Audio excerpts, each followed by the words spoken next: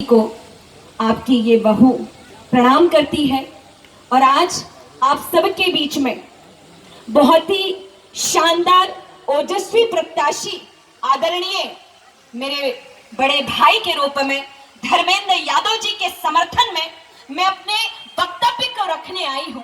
और मैं सम्मानीय मंच से, चूंकि मेरे सभी इंडिया गठबंधन के साथी हैं और आपके विधानसभा के विधायक मेरे भाई, मेरे सभी ज्येष्ठ श्रेष्ठ, मेरे वरिष्ठ सभी नेतागणों को और बहनों को मैं प्रणाम करती हूँ। इस सम्मानीय मंच को प्रणाम करती हूँ एवं मेरे सन्मुख बैठी, देखिए कभी भी कोई नेता बनता है तो ये जो मेरे सामने मुझे सुनने वाले मेरे माता पिता और मेरे भाई बहन जो आप सब खड़े बैठे हैं, उससे ये नेता ओजस्वी और समाज सेवक बनता है। यही नेता की पहचान होती है।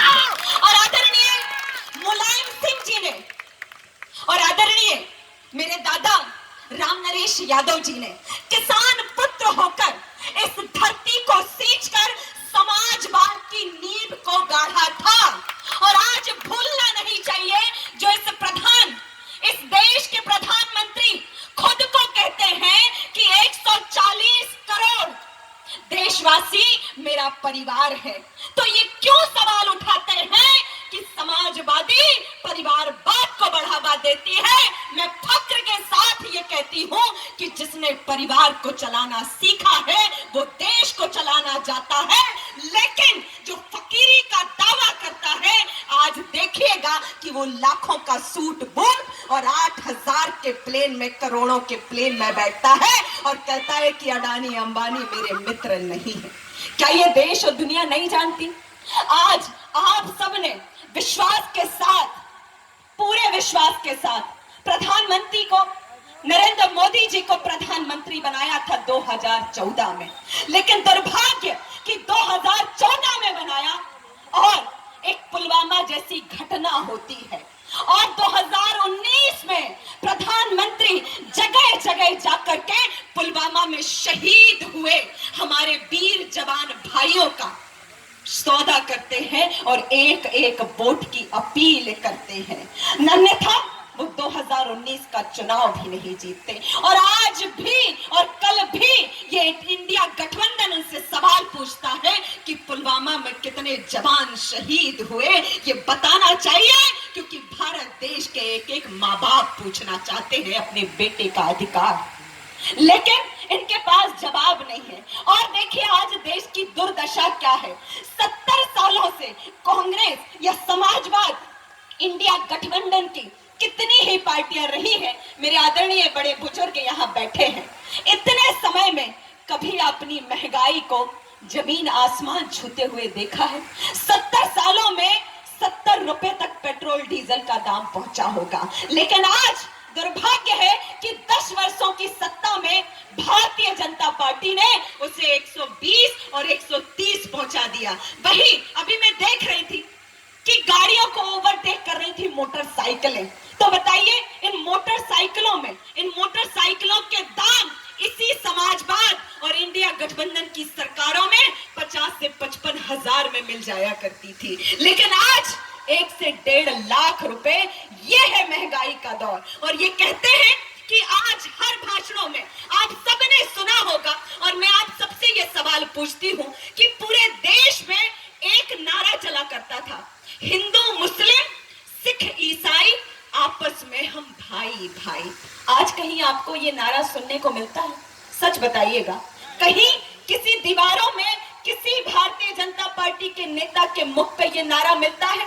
आज मुझे याद आता है कि वो क्या कहते हैं कि हम सबके ज्ञान को बांटा जा रहा है और हिंदुस्तान को बांटा जा रहा है और हम सबका ध्यान भटकाकर हमें आपस में बांटने का नारा भारतीय जनता पार्टी के प्रधानमंत्री हिंदू मुस्लिम मांस मछली और मंगलसूत्र करके हमें बंटवारे की भावना में विभाजित करने का काम कर रहे हैं। अरे इनको ये क्यों मान रहते हैं?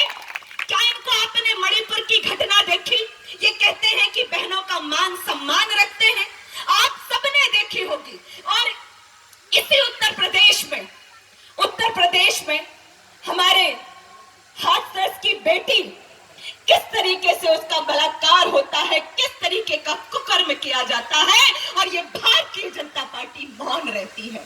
मणिपुर में बेटियां नग्न होकर के अपनी निर्लज्जता की भीख मांगती है और हद तो तब होती है कि एक फौजी की बीबी भी अपने सम्मान की, अपनी इज्जत की भीख मांगती है, लेकिन प्रधानमंत्री मौन होकर के बैठे रहते हैं। तो माँ बाप आप बताइएगा कि जो व्यक्ति मणिपुर को जलता हुआ देख सकता है तो ये कोई बड़ी बात नहीं है कि एक दिन वो इस देश में एक राज्य को जलता हुआ देख सकता है। और आज मेरे युवा भाइयों को बेरोजगारी से, मेरी गृहिणी माताओं को महंगाई से, मेरे किसान माँ बाप के हक की रोटी छीनकर वो जब धरने पे बैठते हैं तो उनके आगे कील गाड़ दी जाती है, कील गाड़ दी जाती है और आंसू गैस के गोले फेंके जाते हैं। मैं इनसे पूछती हूँ, देखिए आज देश की दुर्दशा क्या है कि देश मेरा जल रहा है, देश मेरा जल रहा है, आग लगी है सीने में, आग लगी है सीने में। भाजपा सरकार व्यस्त है खून गरीब का पीने में। राम मंदिर या बाबरी का पक्ष नहीं मैं लाई हूं, राम मंदिर या बाबरी का पक्ष नहीं मैं लाई हूं। घायल देश उत्तर प्रदेश चीख रहा है, मैं चीख सुनाने आई हूं। और आज ये इंडिया गठबंधन और समाजवाद आदरणीय भाई धर्मेंद्र यादव जी उपचुनाव में भी आपके सामने आए थे और बहुत कम वोटों से 8,000 के करीब के वोटों से इनकी हार हुई थी। तो मैं आप सबसे ये निवेदन करूंगी कि कांग्रेस की एक स्टार प्रचारक होने के नाते और आपकी बहू होने के नाते, आपकी बेटी होने के नाते, कि आप सब इनकी झोली साइकिल के बोझ से भरिएगा ताकि यहाँ की बहनों को, माओ को, मेरे माता पिता, किसान, गरीब सभी को सक्षम बनाया जा सके और आपकी बेरोजगारी के आलम को दूर किया जा सके। चूंकि समय की सीमा है और मैं लगातार आपके बीच में आती रहूंगी, आप सब अपना आशीर्वाद बनाइएगा। बहुत बहुत धन्यवाद।